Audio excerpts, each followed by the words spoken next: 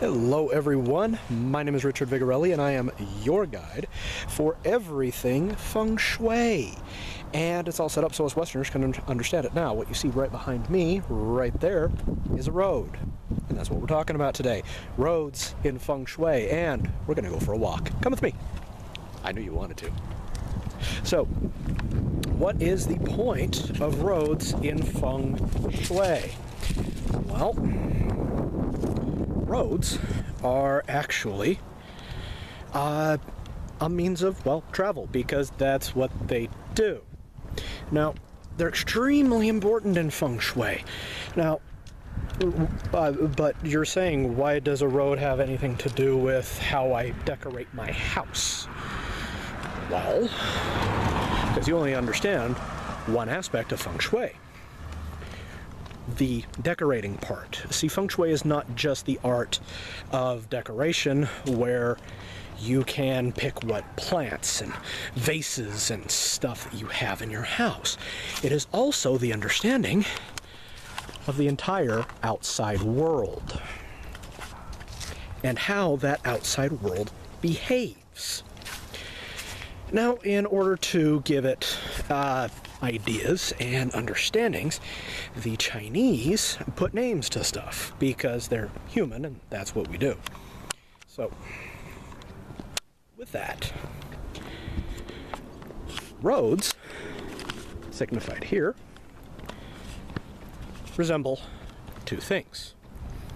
One, they resemble rivers, which many civilizations used as their first means of mass transportation. Egypt, for example. The Nile was the main, well, interstate. And then in a few areas they would also dig ditches that they would then fill with water so they could ship stuff along. A lot easier than packing it over an animal, especially with what you're shipping is several metric tons. So, let's back over here to the road. Okay. Now, with that in mind, the next thing that roads resemble are snakes. Why do they resemble snakes? Well, when snakes move, they wiggle. Okay? They go from side to side, just like a road does. Okay? And just like rivers do. Because, well, we got one thing here that can't be moved. We'll say it's a big rock called a mountain, and that's kind of hard to move. Yeah, you can have all the faith in the world, good luck. Okay? It's just easier to go around the stupid thing rather than trying to make it get out of the way. So we snake around it. Okay? So when Feng Shui talks about roads, they will often reference very snake-like imagery, such as curvings and dips and cuts and twirls and all this stuff. Okay? Now, as you also look deeper into the symbolization of a snake, you will see that snakes are also not very nice, and I don't know if you know much about travel, especially in the classical age, but here's the thing. The road was filled with a lot of really nasty stuff. There were people there that wanted to hurt you. They wanted to make you go places that you did not want to go. They wanted to take things from you and then make sure you never told anyone. Guess how? So the thing is, what does that have to do with a snake? Well, snakes bite, and they have poison.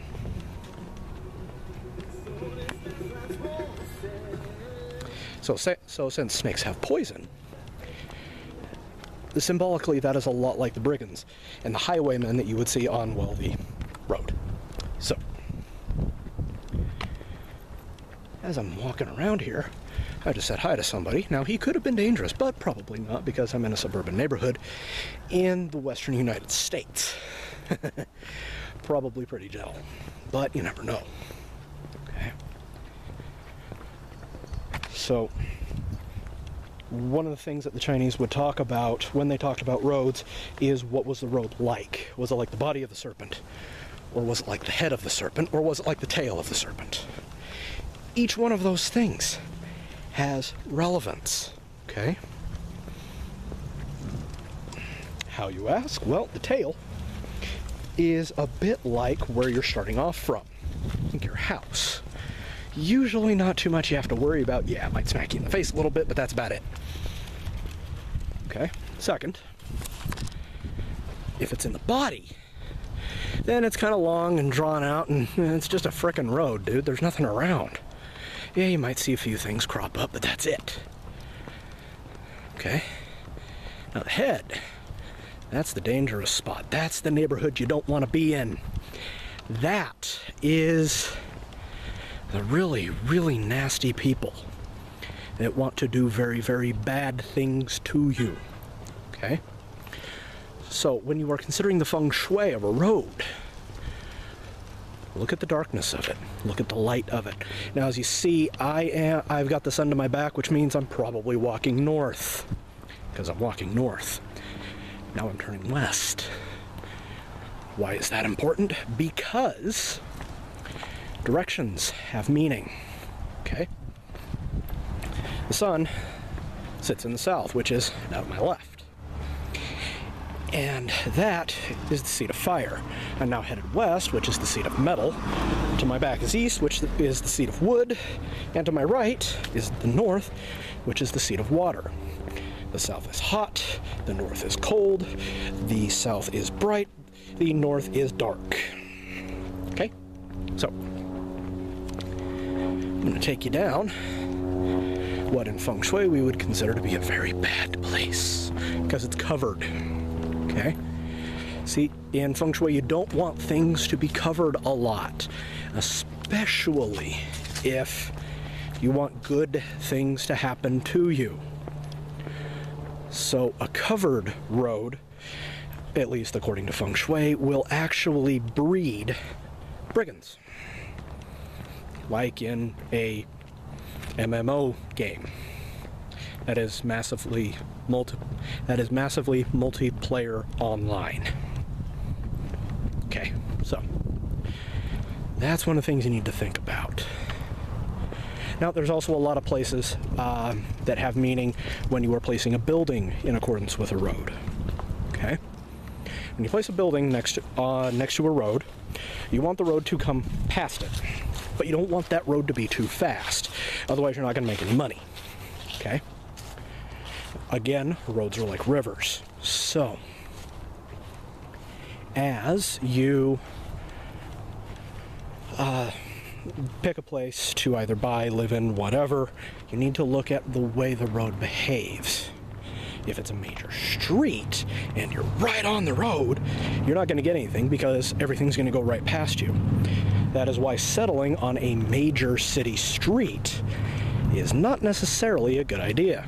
Now, I'm going to show you the road that we're looking at here. Okay, you see this? Now, I know it's fall and most of the leaves are gone, but in the summer this is actually very well shaded. According to Feng Shui, this area is not safe. Okay? Think quiet road off in the middle of nowhere type of thing. Okay? Now, back to the placement of a building in accordance with a road. You don't want it to be hugged on all sides by a road. The reason is, if something bad happens, you can't retreat. So if anything bad is there, you're basically screwed.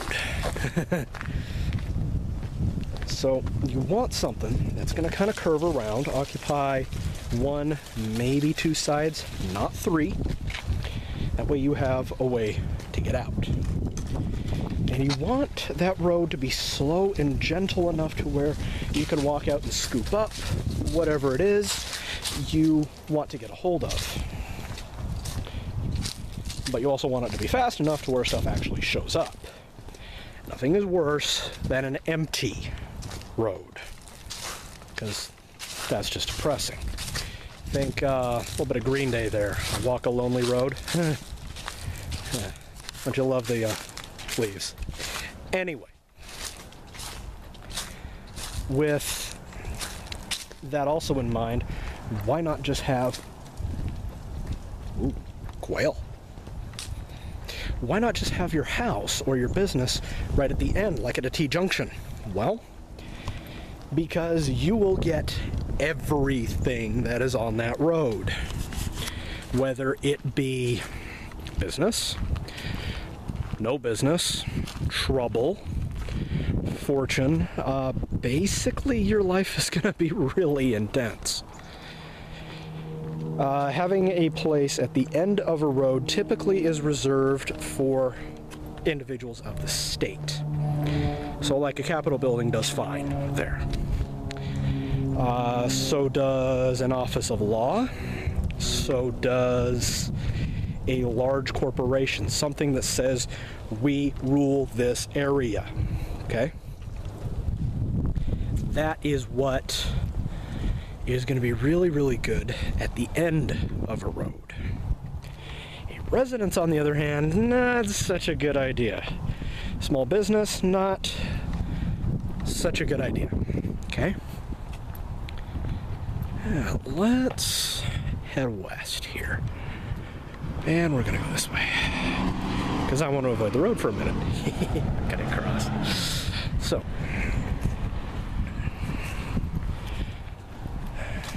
So when it comes to picking out how you want things to behave, it's also important to know what the road looks like. Now, if you look at this road, you know, nice simple black asphalt.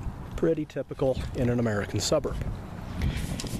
In Europe, especially Germany, Great Britain, you are going to see a lot of cobblestone, because that's how the road was made, and we just don't want to fix it because it's in accordance with our cultural identity. So, if you do not like cobblestones, if you do not like the quaintness of them, that's probably not a good place to be. If you want to be modern, if you want to be cutting edge, then you want to set yourself in an area and near a road that shows modernity. Okay?